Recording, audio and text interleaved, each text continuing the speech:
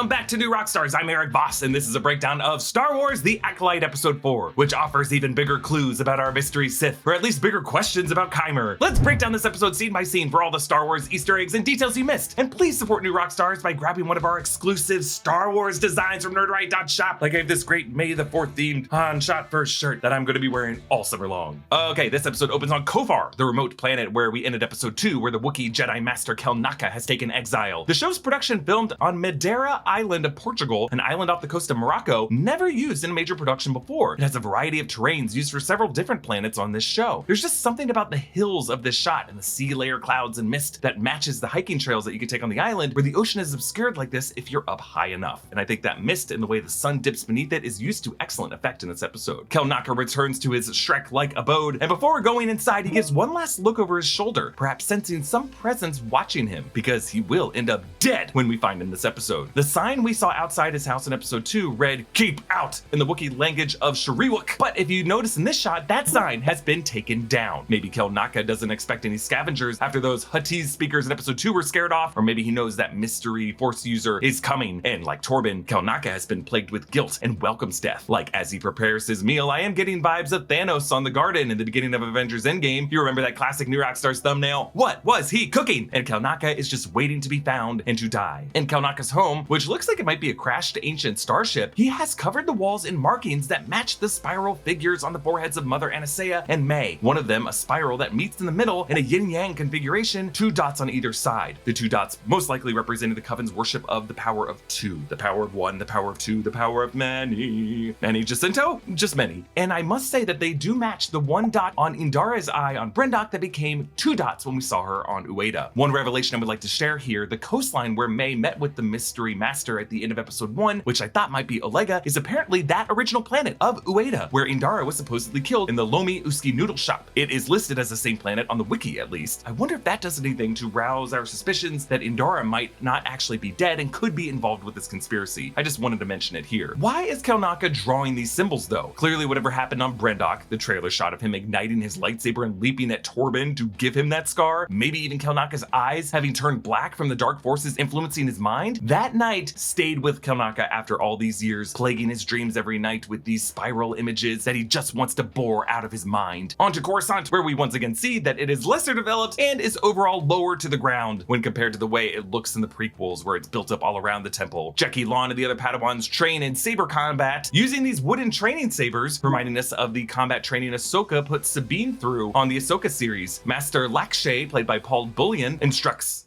"Keep each movement tight, yet subtle. Diminish areas of vulnerability.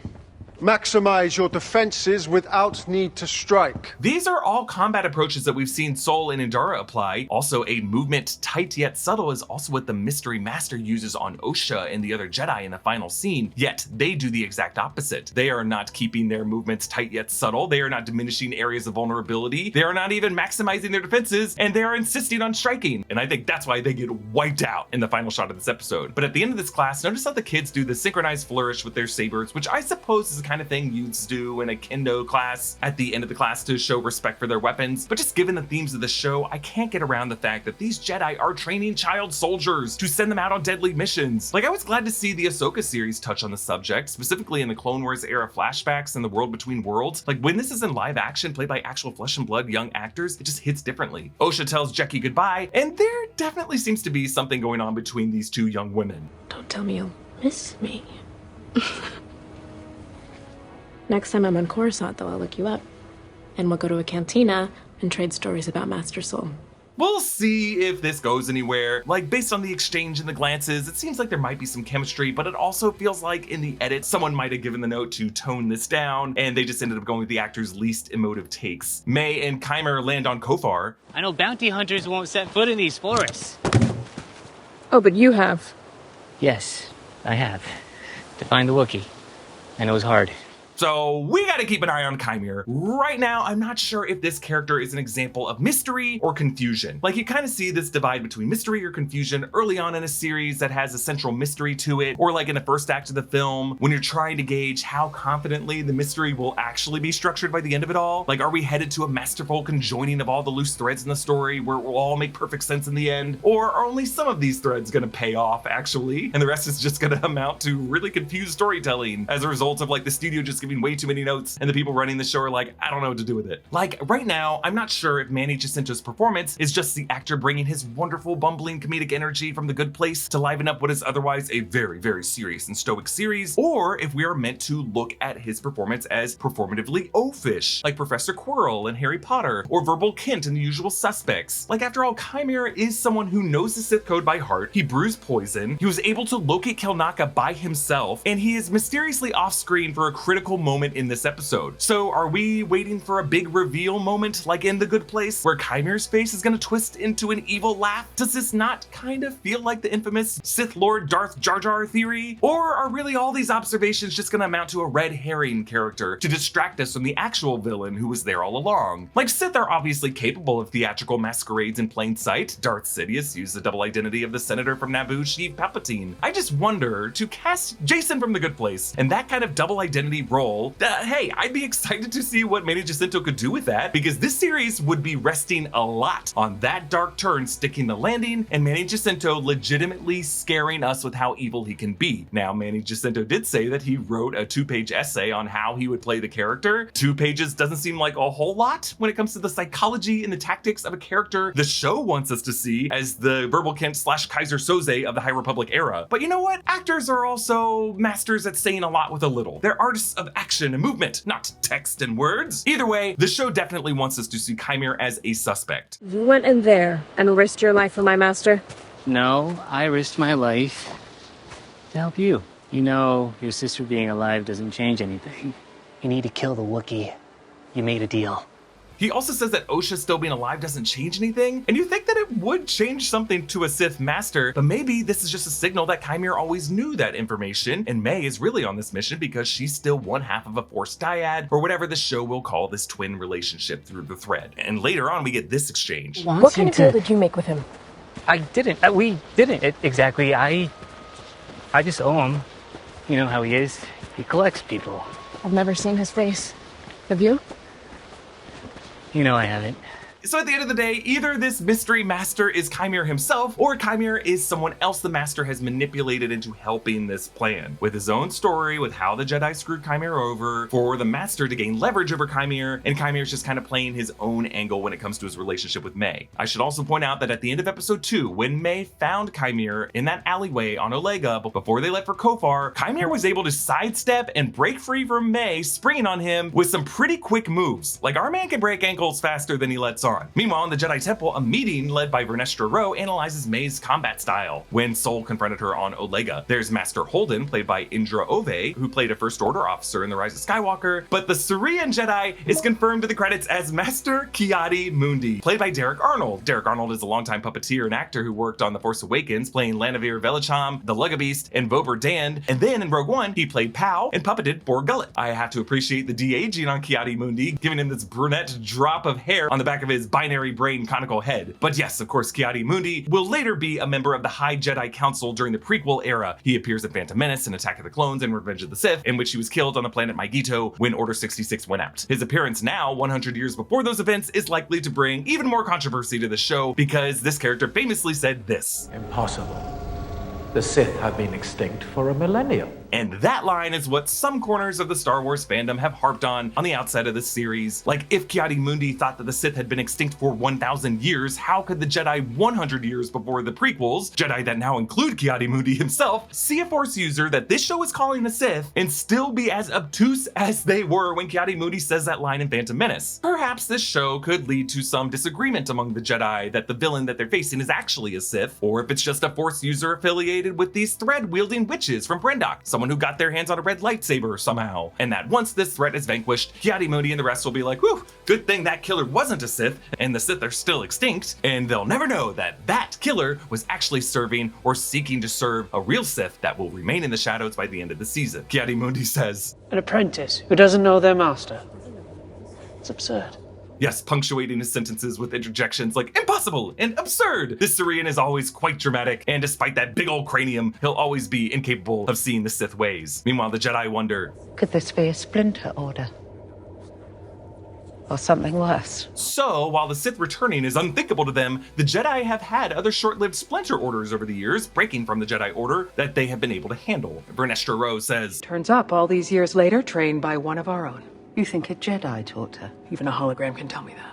Moments like this are why I'm still holding on to the chance that the Mystery Master could have been a Jedi, like Indara or Sol, or maybe a twin of Sol, who's also played by Lee Jung-jae. I will say that Sol seems just a little shifty in the scene, specifically the moment Vern says, trained by one of our own, and leading into this meeting, he was very resistant to have to meet with Vern and the Council at all. Ki-Adi-Mundi wants to kick this up to the High Council, and Vern is like, dude, we don't have the budget for Yoda in this show, but really she's saying the High Council would have to alert the Senate, and they don't want a political scandal on their hands. Shortly after this, when Vern says Sol should have told her there was a chance May survived, we get these inserts of Masters Holden and Mundi side-eyeing them, and then Sol steps in closer to Vern and lowers his voice, like he's trying to hide from those two's gaze. And then Vern says, "I fear May is only a small part of her master's larger plan.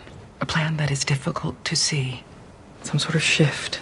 Something to tip the scales." Yeah, Vern starts averting eye contact with him, but then Sol breaks her concentration by saying Holden neutralizing May will mean the trail would go cold. It's just odd that he wants to keep May alive by using Osha as bait. Like, Sol's got some explaining to do. Meanwhile, Qimir questions May's test to kill a Jedi without a weapon. You engage unarmed, but can use their saber if you disarm them?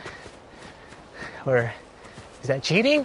I suppose this explains why, when fighting Indara and Sol, we got those close-ups of May reaching for their lightsabers, but it seems like once her knives came out, she must have failed that part of the task. I have a lot of questions about what exactly May's task is that we'll talk about later, but there also seems to be some manipulation on Qimir's part when he tells May this about Osha. She seemed really fond of that one Jedi Master. What was his name again?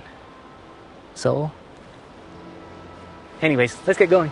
When you go back and watch Qimir's one scene with Osha in episode 2 in the Apothecary, Osha never says anything or does anything to indicate that she was particularly fond of Sol. I don't know where Qimir's getting that. I think he's saying this because he knows how taken Osha was with Sol when the girls were younger on Brendok. Obviously, Qimir knows way more than he's letting on. It's not rare anymore to read a news story about some massive data breach or to get an email saying some account of yours has been compromised. And while it's easy to write that off as just the cost of being online, it's just as easy to remove your data using Delete Me. Delete Me is a hands-free subscription service that helps you reduce the risks of identity theft and scams by removing your data from hundreds of data broker sites. It's super easy to use. You take 5 minutes to submit your info to Delete Me. Their experts comb through the internet looking for places your data should not be, and then they remove it and send you a report in 7 days. Delete Me works all year long to remove things like your name, address, email address, phone number, and more from data broker sites, and they're constantly adding new features and updating their removal target to help you get back control over your personal data. Get 20% off Delete Me US customer plans when you go to joindeleteme.com/rockstars and use promo code rockstars at checkout. That's joindeleteme.com/rockstars and use code rockstars.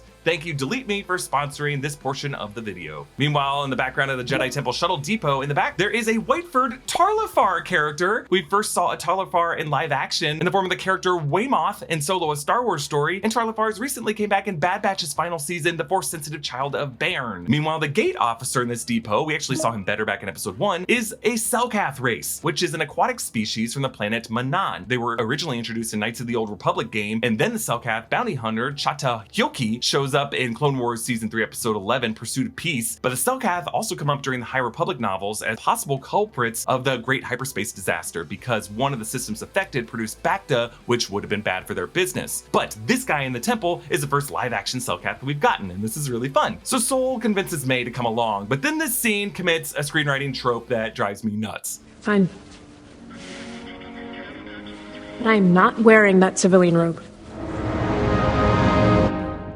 I will not do that thing. I will not. Cut to, I'm doing that thing. I just have to remember I'm a sometimes cranky millennial who's just watched too many things. But one of the Jedi on this mission is a Keldor race, the same race as Plo Koon. And I got super excited when I saw this guy in the trailer because Plo Koon would be alive at this point in history. But then later, this Keldor ignites a green saber and Plo Koon's lightsaber is blue, unless you play the Jedi Power Battles video game where it's an awesome shade of orange. But yeah, I'm sorry, Plo bros, this ain't Plo. But Pip gets into it with Bazil spraying this tracker with water, which seems like a lot of water for Pip to be carrying, even though the Jedi like spruced him up. But then remember, Pip was able to extinguish that fire. Remember the space fire? Bazil is a Tynnan race, which is a sentient bipedal beaver-like species known for their mastery at bureaucratic planning. First introduced in Han Solo's Revenge, a 1979 novel by Brian Daley, now considered non-canon, but the Tynnans were confirmed canon in Catalyst, a Rogue One novel. I gotta say, the fact that the Jedi are using him as a bloodhound seems pretty offensive for a race known for being brilliant bureaucrats. It'd be like having Ben Wyatt on your team and making him play fetch, you know, like he's Andy Dwyer. I just kind of feel like a Lurka Hound would have been the better species for this task. The Jedi shuttle splits off from its back end, which presumably contained the hyperdrive, reminding us of the Jedi technology in the prequel eras that use hyperdrive rings. Jackie Lawn interviews a local on Khofar who might be a Krolute. That's the same race as Unkar Plutt from Force Awakens, but Unkar Plutt could speak the common language. This guy can't. He needs a translator, but translator devices like the ones built in masks and collars that we've seen in Star Wars before, like in Clone Wars Season 4 Episode 16, and then in the Season 7 Clone Wars arc following the Bad Batch. But translators have been specifically cited in High Republic era stories like Path of Vengeance and Light of the Jedi, and Jackie's device kind of works like a talk boy. You know, the device every 90s kid wanted after watching Home Alone 2. Similar to what May and Qimir sensed before, Sol and the other Jedi sense a mysterious darkness in the tree line.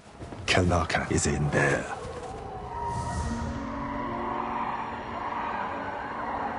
This trek into a misty tropical wooded terrain is meant to feel like the 1987 sci-fi action film Predator, starring Arnold Schwarzenegger and Greef Karga actor the late Carl Weathers. The series creator told us in the press roundtable that there would be a Predator-themed episode, and I feel like this is the closest we're gonna get. It's a jungle mission. We got deadly creatures hiding in plain sight, clinging to trees. The hunters become the hunted. And then, you know, there's that moment when Sol was like, "Get to the chopper!" Just kidding, he never said that. But Yord gives Bazil a scrap of Kelnacca's robes to smell for tracking. What is this article of clothing? Like, did the Jedi keep pieces of Kelnacca's clothes from before his exile? Was this one of his grease rags from when he got all sweaty while working on that speeder bike? Osha pulls Yord aside to say, so, Sol's a little nuts, right? Sol thinks that May can be saved.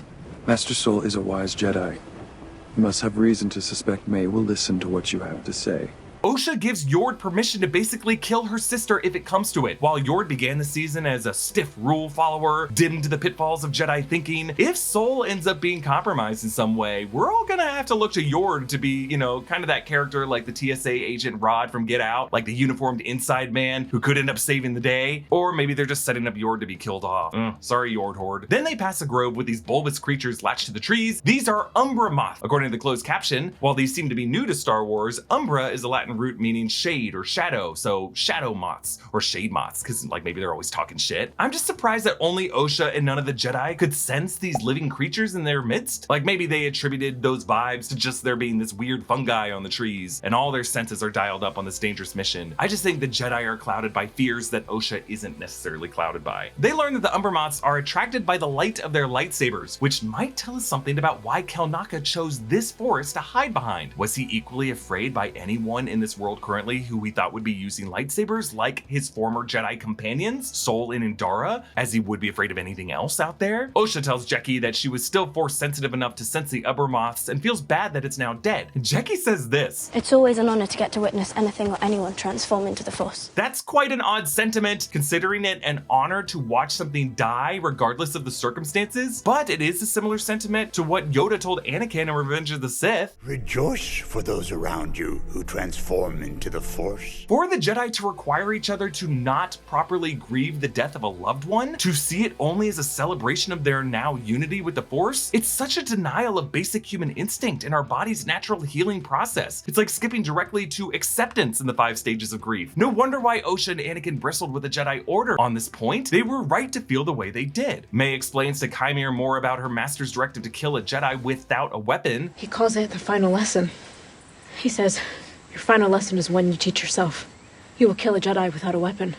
Attacking a defenseless person goes against everything the Jedi stands for. So wait, is the lesson that May had to be unarmed when she kills the Jedi, or that the Jedi has to be unarmed when she kills them? Again, it's a bit of like mystery versus confusion in the writing. I'm just going to assume that the Master wants both May and the Jedi she attacks to be unarmed at the time, and that the idea is that May has to defeat them by beating them to death, or maybe by using a force choke, but failing that, May so far has just resorted to knives or resorted into talking them into drinking poison, and that's why May sees this next task as impossible, especially facing a Wookiee. But Qimir insists it is not impossible, and notice how the deeper they go into this jungle, the more Qimir's hair obscures part of his face, and the wider his smile gets. And it just makes me distrust him, especially when we last see him, he's caught in May's snare, and then disappears from the episode, but only after May says that she will surrender to Kelnacca and join her sister to turn in their master. The Jedi will put you in prison. Not after I tell them who I know. He'll kill you.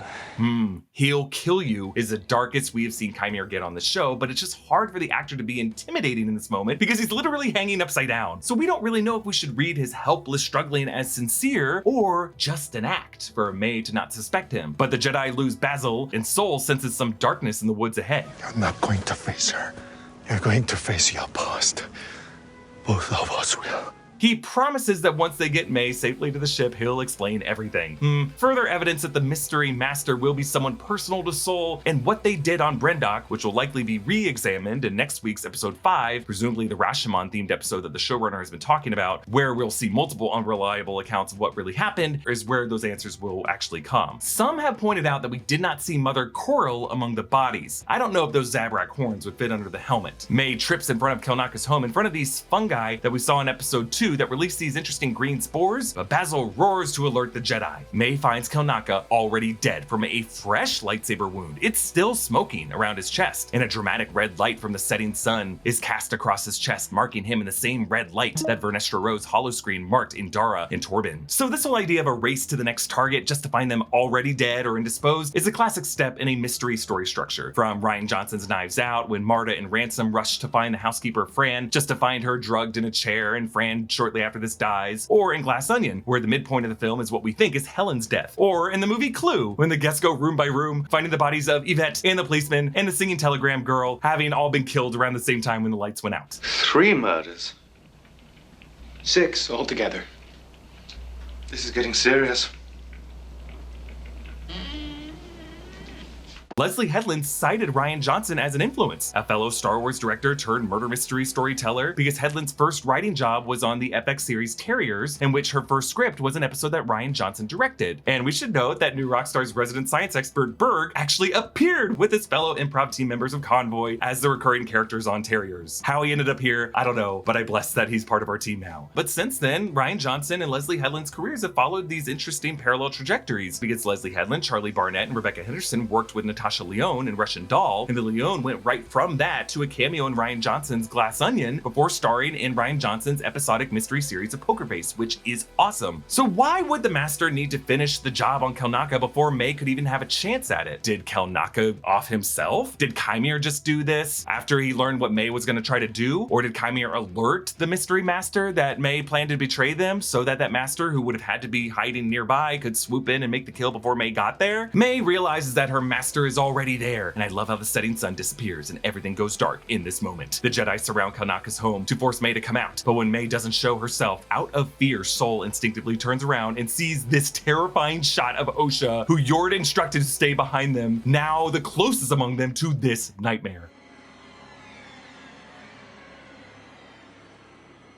The mystery master floats down from above like a freaking ghost, or the predator camouflaged in the tree line. It's so creepy, the shot. And as this mystery master stands before Osha, Jecki and Yord don't even know what it is. This Sith ignites their red saber from behind Osha's head in this profile shot and then brings it in between them, slightly lighting the helmet. This helmet is cracked and corroded and large enough in the back to accommodate a number of different head shapes, and it has a curved metallic opening in the front that looks like a wide, toothy smile. This is a mask of someone playing all of us, laughing at us. This figure doesn't stand that much taller than Osha though, and matches the height of Carrie-Anne Moss or Manny Jacinto when either of them are standing beside Amanda Stenberg in cast photos, but the other Jedi ignite their lightsabers, seeing a mix of blue and green and yellow. And again, the Keldor's is green, it's not Plo Koon. The Master raises two humanoid fingers, skin darkened, and tosses Osha aside like a rag doll. Interesting that in this moment it seems like they don't need Osha. And then quickly, they turn their helmet back to the charging Jedi and emits this blast that blows them all back. So let's look closely at these fingers. This episode did give us a close-up of Manny Jacinto's fingers when he was going to get water. Lee Jung-jae's fingers were covered in a glove when he placed them on Osha's shoulder. I think they want us to look at these characters' fingers and do this analysis. Obviously, the Sith cannot be Sol himself because Sol is right here. Can't be in two places at the same time. I will just say that these hands just look a bit more male to me than they do female. Whether this mystery master is Qimir, a twin of Sol, a not actually dead Indara, Corel, or someone else, we know that they must be humanoid, someone not that much taller than May and Osha, and probably not Plagueis or Tenebris themselves, but someone else trying to get the approval of one of those Sith, and that based on Ki-Adi-Mundi being aware of this incident, someone that this show will write off as not a Sith by the end of the series, so that they can sweep this under the rug by the time we get to Ki-Adi-Mundi in the prequels. Comment down below with your thoughts, and starting next week, our Acolyte breakdowns will come out on Thursdays. You can follow me at EA Voss, subscribe to all 3 channels in the New Rockstars network for breakdowns and news coverage of everything you love. Thanks for watching, and I'll see you next time. Bye.